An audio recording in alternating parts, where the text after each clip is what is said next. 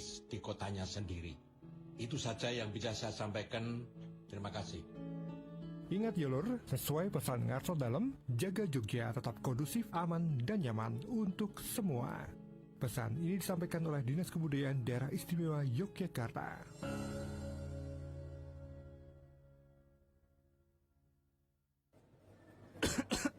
Batu.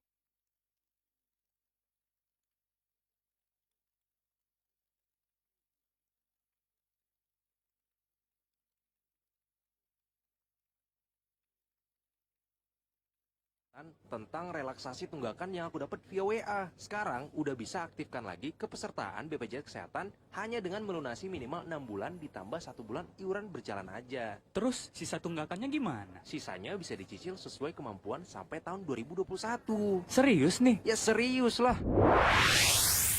Ini bukan hoax. Anda bisa aktifkan kembali BPJS Kesehatan meskipun udah tertunggak hanya dengan melunasi 6 bulan ditambah 1 bulan iuran berjalan aja. Dan sisanya bisa dicicil sesuai kemampuan sampai dengan 2021 nanti. Program ini khusus untuk peserta dengan tunggakan lebih dari 6 bulan. Caranya mudah kok. Lakukan pendaftaran melalui mobile JKN, BPJS Kesehatan Care Center di 1500-400 dan seluruh kantor BPJS Kesehatan terdekat. Mudah kan? Sehat itu berharga banget loh. Yuk, jaga kesehatan bersama BPJS Kesehatan. Program ini berlaku sampai dengan Desember 2020.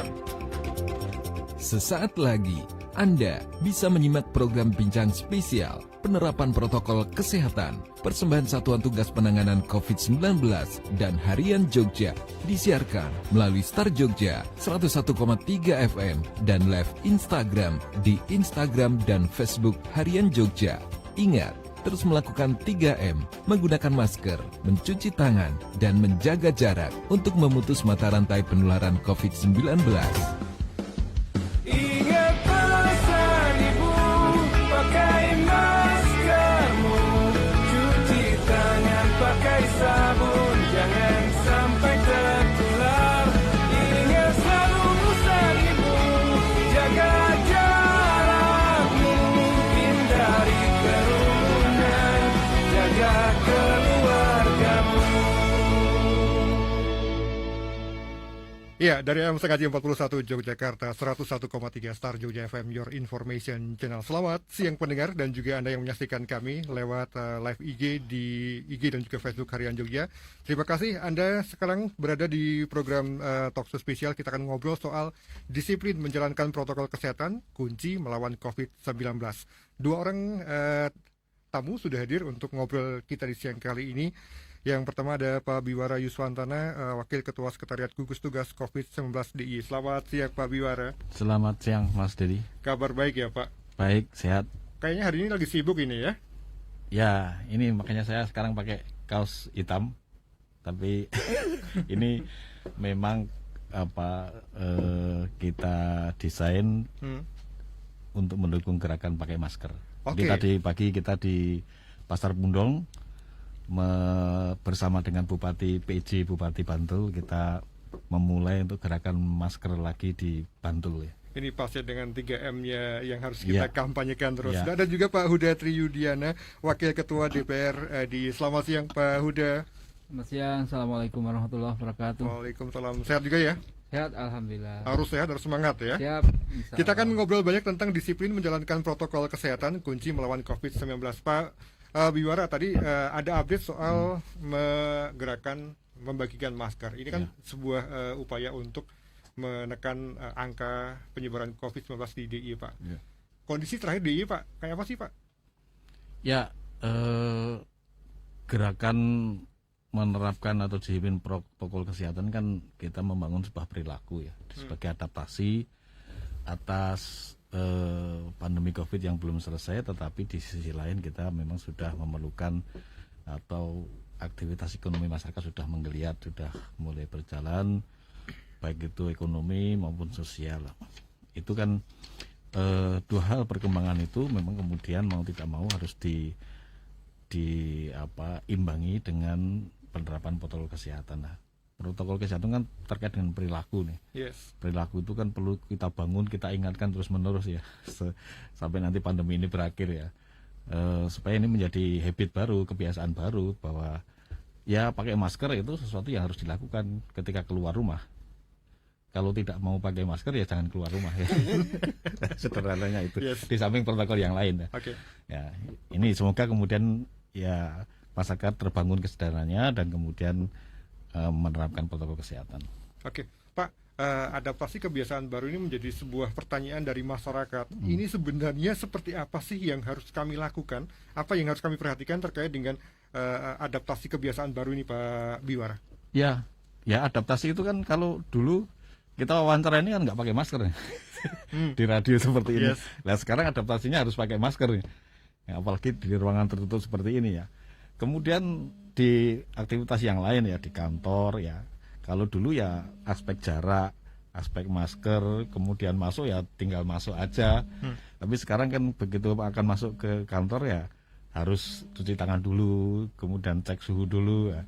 Itu akan kebiasaan baru yang mau nggak mau harus kita latih, kita upayakan terus menerus untuk dilaksanakan.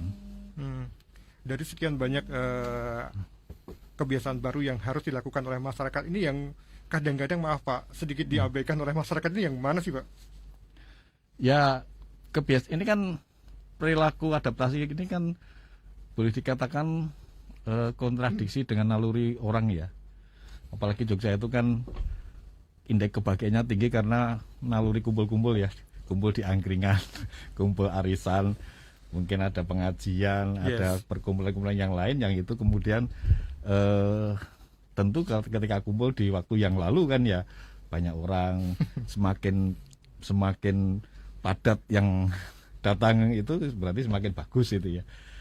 Begitu juga event-event yang lain. Nah, ini sekarang harus kita hindari itu loh. Bagaimana kita kumpul tetapi tetap dalam kondisi jaga jarak, tidak perlu boleh salaman dulu ya dan sebagainya. Nah, ini kan tidak mudah untuk kemudian kita mencegah naluri sesuatu yang naluriah itu untuk kemudian tidak dilakukan. Yes. Ya, kan sering lupa kita kalau sudah reuni itu kan saking gayangnya ya lupa. Kalau sekarang itu kita di pandemi Covid ya, artinya kemudian tidak usah peluk-pelukan ya, CPK seperti dulu. Itu tidak mudah itu. Apalagi pas demo ya Pak ya, lupa. Apalagi demo. Ya, kita di siang kali ini ada juga Mas Pak Huda dari Wakil Ketua DPRD DIY yang siap kita ajak berbincang juga untuk Anda pendengar. Kita ada di program spesial ini dipersembahkan oleh Satuan Tugas Penanganan COVID-19 dan juga Harian Jogja. Pak Huda, tadi Pak Biwara sudah menyampaikan ada adaptasi kebiasaan baru yang harus dilakukan oleh masyarakat. Kalau dari sudut pandangnya teman-teman DPRD DIY, Pak, sudahkah masyarakat siap dan bisa untuk melakukan hal tersebut, Pak? Poinnya sekarang yang paling penting adalah contoh dari kita yang depan, teman-teman anggota DPR, mungkin dari Pak Gubernur, Wali Kota, Bupati, Lurah, Camat, Kepala Dusun, semuanya harus kasih contoh ya. Kita nggak bisa sekedar menuntut kepada masyarakat, karena kalau kemudian tidak pakai masker, akibatnya akan seperti apa, ini kan tidak selesai dengan sosialisasi. Kita ingat masa pandemi awal-awal, kalau kita hitung sebenarnya lebih berbahaya mana saat Maret tengah dulu ya, ketika orang takut, semua kampung melakukan penutupan wilayah, dengan sekarang. Ya penularannya lebih masif sekarang ya, sekarang itu sangat masif ya. Tapi kemudian masyarakat sudah sedikit demi sedikit melakukan ya lupa lah kalau kemudian COVID itu ada ya. Bagi rekan-rekan kemarin ya, saya lihat di hari Kamis kemarin itu luar biasa, ada hampir 10.000 orang ngumpul, itu yakin nggak pakai protokol kesehatan semua gitu ya. Lempar-lempar gedung itu nggak pakai protokol kesehatan, saya lihat sendiri kan di situ. Saya kira yang paling penting adalah contoh sekarang, contoh bagaimana kemudian dimasyarakatkan, karena kita sangat khawatir kalau kemudian tanpa ada penerapan protokol kesehatan ini ya rumah sakit kita tidak mampu untuk menampung penderita dan lain-lain. Nah, mudah-mudahan kalau teman-teman warga, anak-anak, rekan-rekan ya, anak-anak muda, mahasiswa ya, semuanya ini sadar pakai masker ya. Anggaplah pakai masker tuh jadi kayak pakai baju gitu ya. Gitu aja. Kalau orang nggak pakai masker, anggap ini nggak pakai baju gitu kan. Bahkan lebih parah kalau nggak pakai masker daripada pakai baju. Kalau pakai baju, nggak pakai baju, orang kan cuma malu aja dilihat ini orang nggak pakai, merugikan dirinya sendiri. Tapi orang kalau nggak pakai masker merugikan orang lain ya kan. Jadi anggaplah masker ini kayak baju, menjaga jarak ini dianggaplah kemudian menjadi sebuah sesuatu yang mesti dilakukan gitu kan.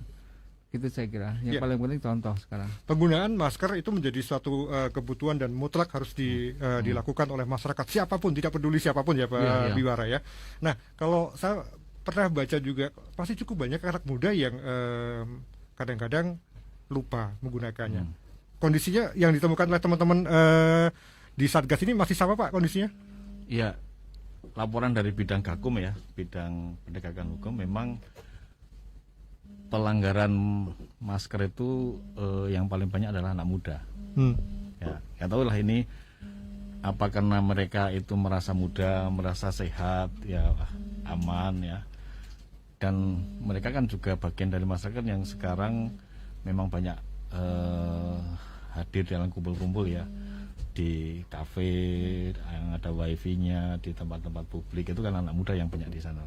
Itu yang ya memang perlu upaya-upaya yang lebih intens untuk menyasar anak muda di Jogja, apalagi nanti sebentar lagi gelombang-gelombang mahasiswa akan masuk. Ini kan juga menjadi bagian yang harus diperhatikan terkait dengan penerapan protokol kesehatan itu. Ya, penerapan protokol kesehatan kan menjadi penting. Ada beberapa titik yang harus menjadi titik kunci Pak, di pendidikan, kemudian di tempat-tempat umum ataupun bahkan di tempat wisata. Ini kalau dari pantauan teman-teman gugus tugas COVID-19 di DIY ini Pak, bagaimana dengan penerapan protokol kesehatan di tempat-tempat tadi Pak? Ya memang di destinasi terutama ya, di daerah-daerah wisata itu ya mungkin karena image-nya saya berwisata, saya piknik, sehingga kemudian ingin mengekspresikan segala sesuatu yang kemudian melupakan protokol kesehatannya. Dan mereka juga banyak yang dari luar DIY ya, misalnya di pantai, teman-teman objek wisata lah. Itu yang memang perlu perhatian khusus ya dari penegakan hukum, juga dari mana pengelola destinasi itu ya, supaya kemudian memperhatikan sekali arus pengunjung, kemudian mengingatkan tentang jaga jarak, mengingatkan dengan masker dan sebagainya. Sekarang ini perlu sinergi semua pihak terkait dengan ini, supaya kemudian aktivitas ekonomi yang sudah mulai berjalan ini jangan sampai kemudian harus ditutup atau harus dihentikan dulu karena ada penyebaran di tempat-tempat itu. Jadi konsekuensi logis ketika kita akan melakukan aktivitas seperti itu ya berarti harus melaksanakan protokol kesehatan. Oke, Pak Huda, tadi dunia pendidikan menjadi salah satu yang harus kita perhatikan bareng-bareng nih, harus dikawal oleh semua pihak, tidak cuma teman-teman dari Satgas, tetapi juga teman-teman Dewan dan yang lainnya. Untuk kesiapan dunia pendidikan dan dunia usaha sebenarnya untuk penerapan protokol kesehatan, Mas Huda sendiri melihatnya seperti apa nih Pak? Ya memang ini kan mesti jadi semacam budaya ya. Jadi harus selalu diingatkan. Kalau kemudian sekarang kita lihat pendidikan kita kan belum pada buka ya di Jogja ini ya. Kalau nanti mau buka pertama kali kan perguruan tinggi dulu habis perguruan tinggi dulu. Kenapa perguruan tinggi? Ya orangnya udah paham, udah besar-besar ya, udah bisa diingatkan. Habis itu SMA ya kan. Setelah SMA kemudian juga SMP, baru SD, PAUD, TK dan sekolah luar biasa. Ini masih step by step dan ini belum terjadi ya. Belum terjadi DIY, masih sangat ya, mahasiswa-mahasiswa sudah mulai ngumpul meskipun kampus-kampus masih kebanyakan sebagian besar masih online. Tetapi menurut saya sebagai sebuah kebiasaan mesti perlu semacam ada shock terapi ya gitu ya, terutama di tempat-tempat pendidikan. Ya, shock terapi di awal itu penting. Kayak dulu ada shock terapi, orang jadi aware sama COVID kan, isu yang seperti itu. Nah, mungkin kita perlu atur itu, nggak boleh masuk kampus kalau nggak pakai hem. Dulu kan gitu kan, jadi orang pakai hem semua. Nggak boleh masuk kampus kalau nggak pakai sendal sepatu ya. Nggak boleh masuk kampus kalau nggak pakai masker. Nggak boleh masuk sekolah kalau nggak pakai masker. Kasih CCTV. Jadi anggaplah memang agak dipaksa dulu, sambil kemudian dilakukan sosialisasi terus sehingga menjadi sebuah kebiasaan baru. Saya kira kebiasaan pakai masker itu menjadi kebiasaan yang positif karena itu ini kesehatan ya, sesuai dengan pola hidup sehat ya, cuci tangan dan lain-lain. Tapi saya kira memang ini satu jadi PR bersama, tidak bisa kemudian hanya digembor-gemborkan saja, tapi juga harus dicontohkan masif. Dan yang paling penting sekarang bagaimana melibatkan masyarakat sehingga hal-hal seperti ini menjadi sanksi sosial. Saya ada sanksi sosial, pemerintah nggak mungkin bisa menyelesaikan sendiri. Ada contoh ada yang lucu ya. Ketika ini orang belum sadar, saya suatu saat beli susu di satu koperasi gitu. bersama-sama dengan seorang, beliau penjual susu juga, penjual susu yang kulaan di situ, ya pakai masker dikalungkan di leher, ya kan? Yeah. Pakai kendaraan dia lapor pada yang jual susu itu, komentarnya, ya aku nggak masker, nggak joko-joko, nek di sana ada rahasia, dia bilang. Itu dia, Pak. Jadi Ini menarik ini. Ini menarik. Saya pakai masker jaga-jaga ada rahasia. Tapi ada kasus yang lain, di mana saya hidup di sebuah di wilayah Jalan Kaliurang sana, ada sebuah masjid, di mana 5 waktu seluruh yang datang ke masjid itu jaga jarak, seluruhnya pakai masker full. Tidak ada satupun yang nggak pakai masker. Kenapa? Karena di situ Pak RT-nya, Pak RW-nya, Pak Kepala Dukuhnya, takmir masjidnya, itu kemudian memang menekankan itu. Orang kalau nggak pakai masker ketika datang ke tempat itu, menjadi terkena sanksi sosial. Nah, menurut saya ini perlu dimasyarakatkan sedemikian sehingga sanksi sosial itu menjadi menjadi yang paling efektif. Iya, ada kunci soal sosialisasi kepada masyarakat yang harus menggandeng banyak pihak, utamanya tokoh-tokoh yang bisa jadi panutan. Tadi dikatakan Pak Huda tadi.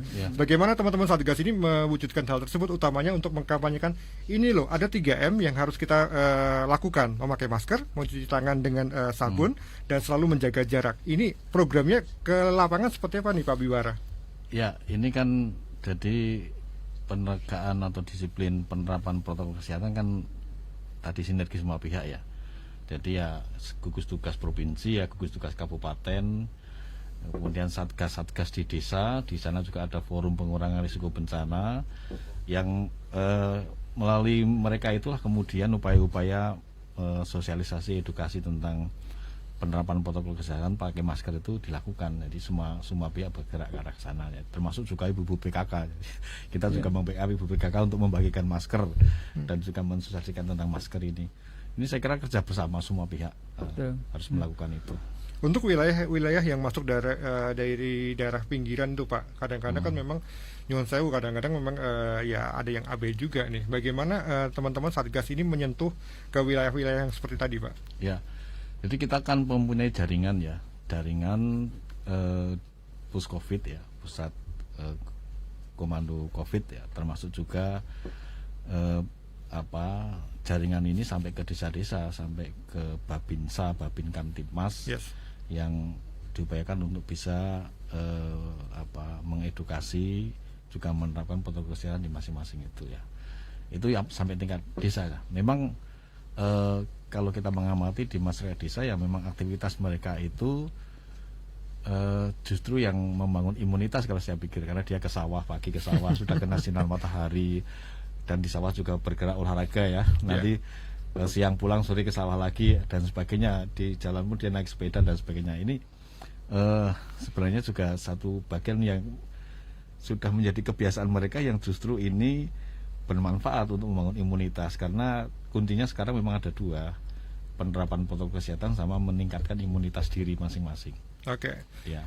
Ini tadi Pak Huda, untuk bagaimana menyasar sampai ke pinggiran-pinggiran tadi kan juga PR besar yang harus dilakukan. Sebelum menjawab, saya juga harus mengundang dulu pendengar kita yang bergabung di kesempatan siang kali ini. Anda yang mendengarkan kami lewat Star Jogja 101,3 FM, ataupun juga untuk Anda yang menyaksikan kami di live IG dan juga Facebook Harian Jogja, Anda boleh gabung di 081-862-1013. Pak Huda, kembali ke tadi, menyasar wilayah-wilayah yang harus memang jadi wilayah yang harus jadi perhatian teman-teman ini Pak. Kalau kita bagi masyarakat kita ini ya kan, dalam aktivitas sehari-hari, dia ada yang aktivitas dalam tempat tinggalnya ya, ada di dusun, di RT, di RW, dalam kampungnya masing-masing. Ini kita mesti kerjasama dengan tokoh-tokoh warga di situ ya kan, tokoh-tokoh warga di situ yang alhamdulillah sebagian sangat besar menurut saya masyarakat ini patuh-patuh sekali, apalagi sama pemerintah ya, pemerintah provinsi sama Ngarso Dalem itu sangat patuh ya. Itu ada ikatan sosial yang luar biasa. Saya kira ini pertama di dalam tempat tinggal ini menurut saya lebih mudah untuk diatur. Seperti kasus saya tadi sampaikan ya, ketika saya ada di sebuah masjid, semuanya pakai protokol kesehatan itu betul-betul ya. Di tempat rata-rata, di tempat-tempat umum kalau kita lihat, coba kita lakukan penelitian Pak Biwara kalau perlu ya, di tempat-tempat di mana komunitas-komunitas itu ada di tempat-tempat yang ada kesadarannya di situ ya kan, di dusun-dusun yang ada kesadarannya, RT-RT, RW-RW ada kesadarannya, tempat-tempat berkumpul bersamanya itu pakai protokol kesehatan ya, ada masjidnya, ada pas RT arisan segala macam itu. Kemudian yang kedua, ketika kita ada di tempat-tempat umum. Ini kadang-kadang agak repot di pasar, ya kan. Kemudian di tempat wisata. Kayak pas Malioboro kemarin demo, ya kan. Sulit tuh pakai protokol kesehatan. Ini mesti ada yang petugas bisa menegakkan di awal-awal. Makanya menurut saya perlu juga kita lakukan memberikan semacam aturan ya, mungkin peraturan daerah atau apa yang sedang kami rancang. Kami juga sekarang lagi merancang peraturan daerah untuk penerapan protokol kesehatan di berbagai tempat itu, sehingga dengan aturan ini kita bisa sosialisasikan kepada masyarakat. Ini loh, nggak pakai masker, nggak jaga jarak, nggak cuci tangan, itu melanggar peraturan daerah loh ya. Ini berarti melanggar protokol kesehatan, melanggar hukum. Dengan cara seperti itu, saya yakin masyarakat kita yang ada di tempat-tempat tinggal masing-masing, di mana situ ada sistem sosialnya, akan sangat banyak yang patuh, gitu, akan sangat yang patuh. Sekarang aja himbauan-himbauan cukup banyak patuh. Kemudian kita tinggal selesaikan di tempat-tempat umum, tempat wisata seperti apa, kemudian transportasi umum seperti apa, kemudian di perkantoran seperti apa, kemudian di pasar-pasar seperti apa. Ini ada dua hal. Satu, pakai alat bantu, ya kan. Kalau di bank-bank itu ada alat bantu kan berdirinya sini ya. Kemudian ada yang ingatkan. Di pasar juga begitu, pasar Beringharjo, pasar mana aja, silahkan ada alat bantunya. Kemudian ada yang ingatkan. Ya itu mesti yang ingatkan itu juga penting. Petugas-petugas yang mengingatkan dibentuk satgas di tempat-tempat itu dibentuklah. Kalau perlu pemerintah kasih insentif atau apa yang bisa membuat mereka ini tahan untuk bisa mengingatkan. Jadi dengan cara seperti itu harapan kita memang akan sebagian sangat besar masyarakat kita akan menjadikan pakai masker, cuci tangan, jaga jarak ya. Itu menjadi satu kebiasaan. Kalau tidak melakukan itu maka dia jadi tidak sesuai dengan protokol gitu. Dan itu juga untuk kepentingan mereka sebenarnya. Kita bayangkan misalnya pasar Beringharjo ya, yang sudah bergerak seperti itu. Kalau kemudian di situ ditemukan yang positif, tentu akan ditutup. Akan ditutup. Ini kan berarti merugikan mereka sendiri. Artinya sebenarnya masker itu juga untuk melangsungkan, menjaga kelangsungan usaha mereka, sumber kehidupan mereka. Jadi tidak sekedar tadi pakai masker nanti kalau ada operasi gimana? Masih begitu. Iya. Tapi awal-awal begitu tuh ya boleh juga. Awal-awal gitu ya kan. Ya, di awal memang harus ada penegakan ya. Tapi kalau lama-lama kan ya. Nanti ketemu Pak Biworo nggak pakai masker gitu. Itu dia. Aku temannya Pak Biworo. Nggak ngaruh kalau gitu ya harusnya ya. Tapi harus itu ada penyelesaian itu dan sampai sistem sosial yang ada di tempat-tempat tersebut itu membuat orang ketika dia tidak menerapkan protokol kesehatan itu mendapatkan semacam sanksi sosial di tempat itu menjadi penting, nilai efektif menurut saya. Iya, Pak Biwara, mohon maaf sebelum melanjutkan saya pengen baca dulu satu interaksi yang disampaikan oleh Mas Dewa. Pak, kenapa Sleman itu kok nggak turun-turun ya angkanya? Ini menarik loh Pak. Iya. Apa yang terjadi dengan Sleman sebenarnya Pak? Ya Sleman itu kan satu penduduknya paling banyak. Kedua mobilitas orang keluar masuk juga paling banyak dan kasus-kasus yang karena tadi mobilitas yang masuk maupun yang keluar di tempat itu ya, tentu ini menjadi tantangan sendiri bagi Sleman untuk mengupayakan agar kasus-kasus itu semakin menurun ya, melandai. Saya kira tantangannya di situ. Oke, kita masih di program Bincang Spesial persembahan dari Satuan Tugas Penanganan COVID-19 dan juga Harian Jogja disiarkan oleh 101,3 Star Jogja FM. Dan juga untuk Anda yang menyaksikan kami di live IG dan juga Facebook Harian Jogja, Anda boleh gabung ya di 081-862-1013 untuk bertanya atau memberikan masukan kepada Pak Biwara ataupun juga memberikan harapannya kepada teman-teman dari DPRD. Silakan kirimkan pesan ke kami 081-862-1013. Pendengar, kami akan segera kembali dan sekali lagi Anda boleh gabung 081-862-1013.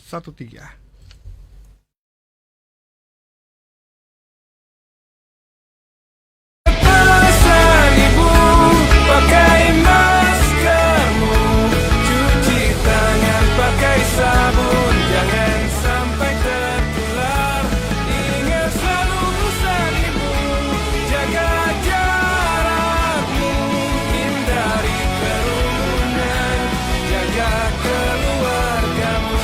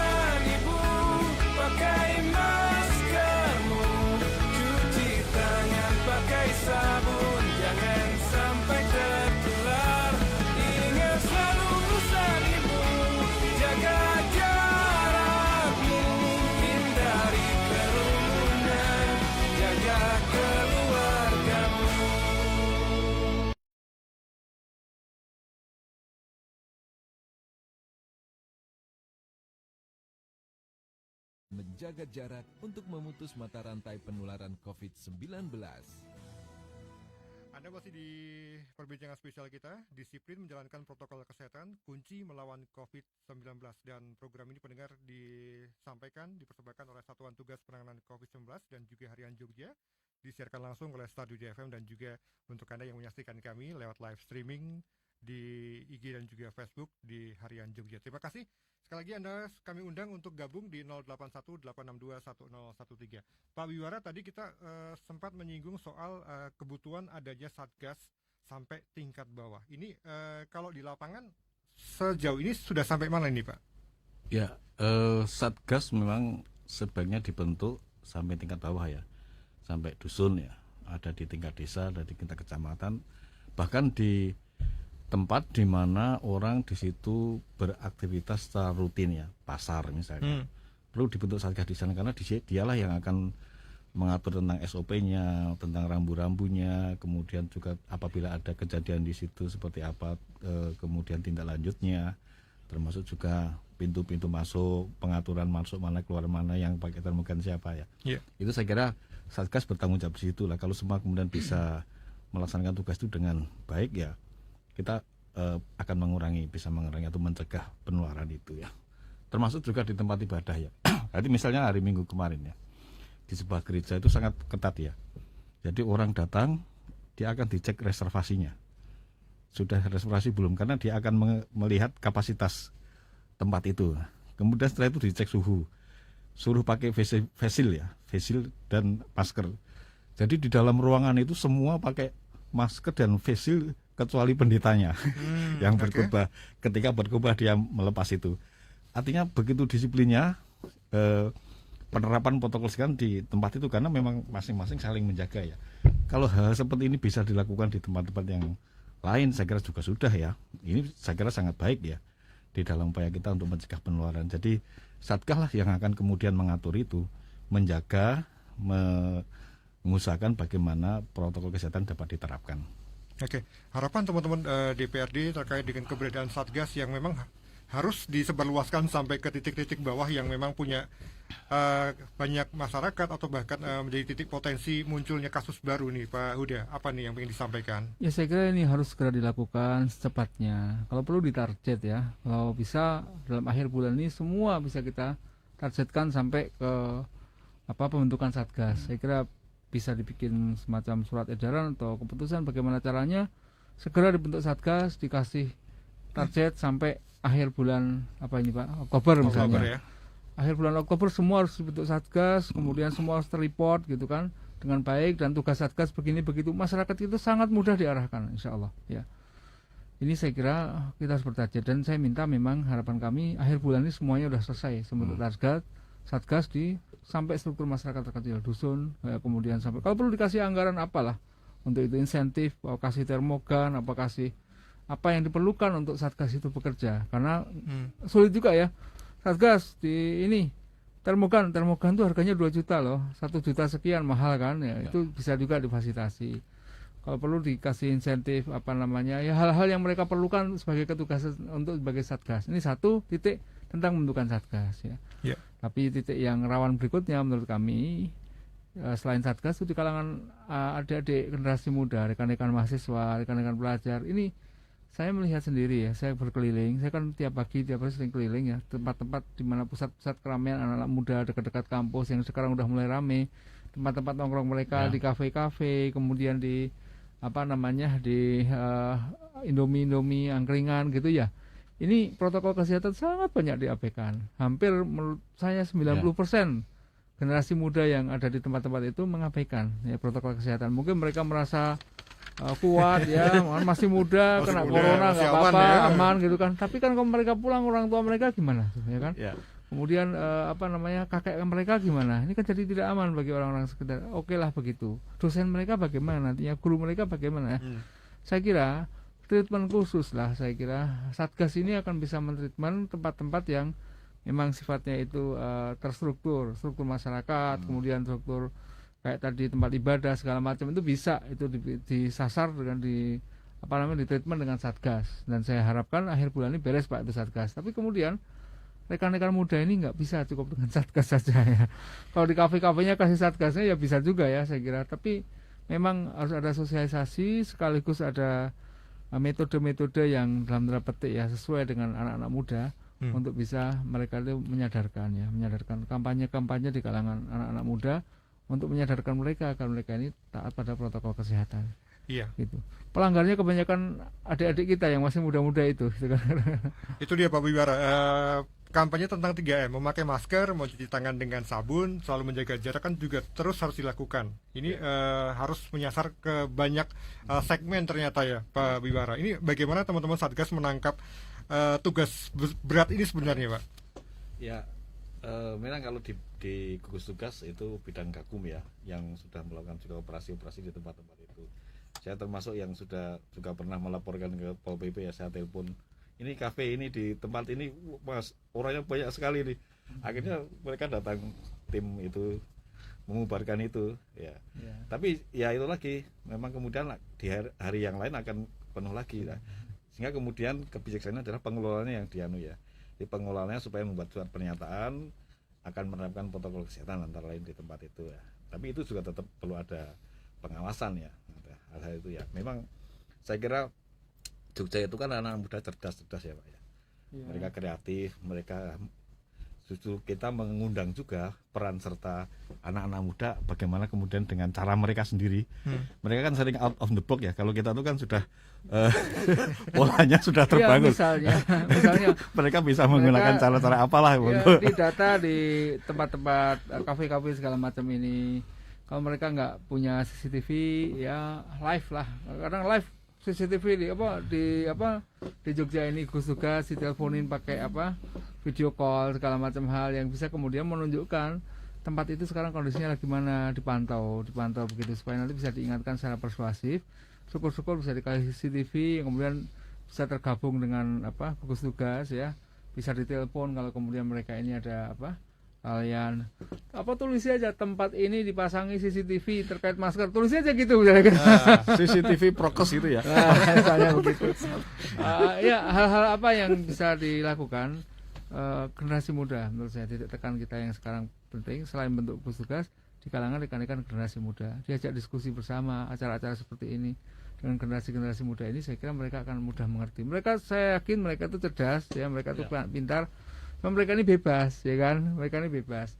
Pengaruh-pengaruh antar teman mereka di media sosial itu saya kira penting untuk misalnya kalau pas buka WA pertama kali buka HP, sudah kamu pakai maskernya? Itu hal yang kayak itu kan ini bisa ada juga gitu. Yang menyambung dari yang disampaikan Pak Huda dari pendengar kita Pak terkait dengan masukan. Kadang-kadang ada toko itu nyediain tempat cuci tangan, airnya habis. Ada tulisan dilarang masuk kalau nggak pakai masker, tetap boleh masuk. Ini sebenarnya penegakan protokol kesehatannya seperti apa nantinya Pak? Ya, makanya itu kita juga mengajak partisipasi dari pengelola-pengelola itu ya. Karena kalau kita kemudian menyerahkan ini pada penegakan hukum, apalagi Satpol PP, kemudian itu kan kapasitas orangnya tentu akan tidak mampu untuk mengcover semua itu lah. Jadi justru pada pengelola-pengelola itu yang kemudian tadi dibuat tapi juga mereka perlu komitmen juga ya. Kadang-kadang kan mungkin wah ini pembeli saya nih, kalau saya larang-larang nanti nggak jadi beli. Makanya perlu dibantu sama pemerintah. Ada tegas ini ya perlu. Aturan pemerintah mengatakan bagi kafe misalnya, bagi tempat-tempat keramaian begini begitu yang melanggar protokol kesehatan dalam kategori begini, kategori bintang 1, bintang 2 atau kemudian warna-warna tertentu kasih merah gitu kan. Merah ini tukang melanggar protokol kesehatan, kasih aja bendera merah atau apa situ, hijau itu kalau dia clear itu kan, model-model seperti itu. Dan kalau kemudian dia merah, tetap merah dalam waktu 2 minggu atau 3 minggu, nah, itu nanti ada sanksi tertulis apa-apa. Hal-hal yang agak memaksa-maksa itu saya kira, saya yakin akan bisa menyasar tempat-tempat yang berizin ya. Tapi kemudian yang lebih bawah lagi, kasih warna-warna, kasih hal-hal yang jadi alat bantu kriteria-kriteria itu saya kira ini menarik loh Pak usulnya soal warna tadi Pak. Gimana Pak? Pernah kafe juga ya, arena untuk mereka banyak ke situ karena tidak melakukan prokes saking banyaknya pengunjung, kemudian dipasangi itu ya Pak spanduk di situ, kafe ini sementara dalam karena tidak menerapkan protokol kesehatan. Saya kira kalau di Pergubnya kan sudah ada ya semuanya, peringatan pertama, peringatan kedua, pencabutan, penghentian operasional sampai pencabutan usaha lah. Ya, itu yang kemudian implementasinya yang perlu ditindaklanjuti dari semua. Jadi keliling-keliling, jalan-jalan bawa stiker merah yang gede-gede, hijau sama kuning itu kan. Begitu ketemu ini langsung kasih merah, ya kan, kasih merah lagi. Itu mau kasih merah. Jadi orang ngasih kayak kasih kartu merah gitu kan. Udah nggak usah kasih apa, kasih merah, diingatkan merah. Sosialisasikan mereka. Kalau merah jangan masuk ke tempat merah, jangan masuk ke tempat merah gitu kan. Orang kan berusaha menjadi kemudian jadi hijau. Masuklah ke tempat yang hijau, masuklah ke tempat yang hijau misalnya. Ada sanksi sosial yang kemudian diterima oleh mereka yang tidak patuh itu ya. memang perlu kita lakukan dan kita perlu turun untuk bisa menyampaikan pesan-pesan ini secara lebih tegas begitu. Ya, Pak Biwara, kita belum tahu nih pandemi ini akan sampai kapan. Artinya disiplin menjalankan protokol kesehatan itu menjadi kunci melawan COVID-19. Ini apa yang pengen Pak Biwara sampaikan mewakili teman-teman Satgas COVID-19 di DIY, Pak?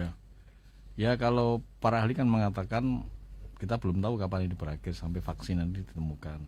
Tapi kalau pertanyaan yang agak ada unsur joknya, ketika saya ditanya kapan pandemi ini berakhir, saya balik tergantung pada Anda mau minta kapan itu.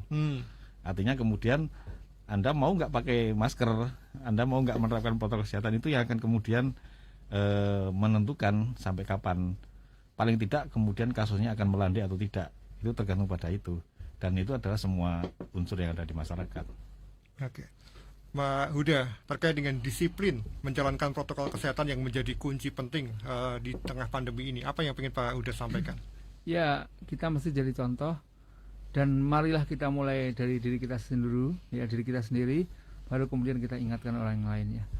Kita mulai dari kita sendiri, kita mulai yang kecil, dan kemudian baru kita ajak yang lain. Dan jangan kemudian merasa sungkan ya, mengingatkan. Tadi saya pertemuan nih, forum meeting begini, barusan saya pertemuan di kantor, baru 10 gitu. Jaraknya lumayan jauh karena pakai kursi ya, tapi ada yang maskernya ini di hidung, nggak kepakai turun gitu ya. Setelah pertemuan dulu, menaikkan maskernya, itu nggak masalah itu kan. Jadi kayaknya janggal, jangan. Tapi mulai dari kita sendiri, kemudian kita ingatkan rekan-rekan sebelah kita. Harus sampai tadi saya waktu di Pulau juga gitu, karena ada yang menyerahkan masker, kemudian ya naluri orang terima kasih salaman, nggak boleh salaman sekarang. Iya. Itu yang harus kita lakukan. Ini menarik, Pak Biwara. Oktober, November, Desember ini akan mendekati puncaknya orang-orang liburan nih Pak. Ini apa yang kemudian menjadi konsen terkait dengan penerapan 3M di masa-masa akhir tahun ini Pak? Ya, tentu ini akan banyak pihak yang perlu berpartisipasi di situ ya. Dari mulai kita di gugus tugas, penegakan hukum, kemudian tentu ketika mereka datang, mereka akan masuk ke dusun-dusun nih, ke kampung-kampung ya. Pemudik itu ya, artinya apa? Artinya satgas tadi di satgas di desa, di kampung, di dusun itu perlu bergerak. Jadi seperti awal-awal dulu perlu didata ya, dari mana saja ya dan sebagainya. Kemudian juga pengelola objek wisata destinasi. Jangan kemudian ini mumpung banyak nih liburan memasukkan, apalagi nanti akhir tahun mengejar target nih. Ya, artinya kita tidak boleh kemudian mengejar itu dengan mengabaikan aspek kesehatannya. Jadi semua yang nanti di mana para pemudik itu akan datang, saya kira perlu kemudian waspada dan melakukan langkah-langkah konkret untuk bisa menerapkan prokes itu dan mencegah penularan melalui aktivitas-aktivitas mereka. Oke, Pak Huda mewakili DPRD DIY, ada nggak pesan untuk teman-teman di Satgas ini di mendekati akhir tahun seperti ini kan? Ya memang kita harus lebih agresif ya, lebih inovatif ya untuk melakukan tindakan-tindakan yang bisa mengingatkan masyarakat kita. Segala macam inovasi, segala macam hal yang bisa positif itu perlu kita lakukan. Kayak tadi ya terobosan-terobosan baru lah, misalnya ngasih warna, kemudian ngasih sanksi-sanksi yang sifatnya mendidik ya, bekerja sama dengan komunitas-komunitas anak-anak muda. Intinya bagaimana agar prokes ini bisa tersosialisasi dan terinternalisasi sebagai kebiasaan baru bagi warga kita di Yogyakarta secara umum. Iya, menutup kebersamaan kita di siang kali ini Pak di program persembahan dari Satuan Tugas Penanganan COVID-19 dan juga Harian Jogja ini, Pak. Kembali saya ingin Pak Biwara dan juga nanti Pak Huda untuk mengajak masyarakat di Jogja ini untuk ayo terapkan 3M, memakai masker, mencuci tangan pakai sabun dan juga selalu menjaga jarak. Apa pesannya, Pak? Ya, yang pertama, kalau keluar pakai masker. Kalau tidak mau pakai masker jangan keluar. Sama dengan dulu waktu awal-awal helm itu ya. Sekarang kalau tidak pakai helm lewat jalan kan dia akan merasa sesuatu yang kurang gitu. Ya, walaupun itu untuk keamanan diri sendiri ya. Sama seperti itu masker. Ini ketika keluar ya kita harus pakai masker itu. Saya kira yang perlu kita lakukan sederhana. Oke, Pak Huda. Ya, masker saat ini lebih penting daripada baju. Ya. Jadi kalau kita malu nggak pakai baju, lebih malulah kalau nggak pakai masker. Karena kalau nggak pakai baju merugikan diri kita sendiri. Kalau nggak pakai masker, diri sendiri dan orang lain. Gitu. Oke, pencegahan penyebaran COVID-19 di DIY ataupun di Indonesia dan juga di global ini bukan tanggung jawab satu pihak saja, tetapi masyarakat harus benar-benar ikut bergabung, mendukung dan juga mengkroyok program ini, Pak. Mungkin gambarannya seperti ini, Mas Denny. Ini seperti perang semesta ya. Karena apa? Musuh kita itu nggak kelihatan. Dia bisa jadi tahu-tahu menyerang kita, padahal kita nggak tahu itu di mana waktu itu sebenarnya datangnya musuh itu. Artinya kemudian karena perang semesta ya semua harus terlibat untuk kemudian mencegah si ancaman itu untuk mengalir atau berpindah dari satu orang ke orang lain karena pembawanya adalah orang. Nah ini yang saya kira kenapa kemudian semua perlu bergerak bersama untuk bersinergi mencegah penularan COVID. Dan satu lagi, corona itu ada betul, dia bisa bikin sakit betul, bisa bikin meninggal betul. Jangan kemudian kita pakai teman-teman yang muda, ini teori konspirasi, ini hanya konspirasi, ini itu jangan. Kalau masih yang belum percaya pada corona, menganggap ini sebagai teori konspirasi dan tidak ada, tolong datanglah ke Rumah Sakit Harjologito, datanglah ke Rumah Sakit Sarjito, datanglah ke unit perawatan intensif di sana. Di situ akan melihat betapa kalau kemudian itu ada betul dan bisa berbahaya betul bagi kita semua. Terima kasih. Ya, yang pasti ingat pesan Ibu 3M, memakai masker, mencuci tangan dengan sabun dan selalu menjaga jarak di tempat umum. Pak Biwara, Pak Huda, terima kasih sudah ngobrol banyak terima kasih kali ini.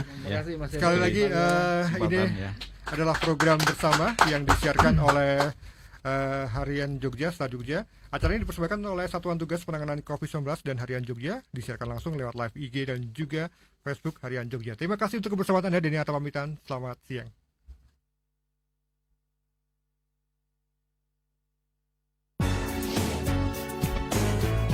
Terima kasih Anda sudah bergabung dalam program Bincang Spesial. Ingat pesan ibu.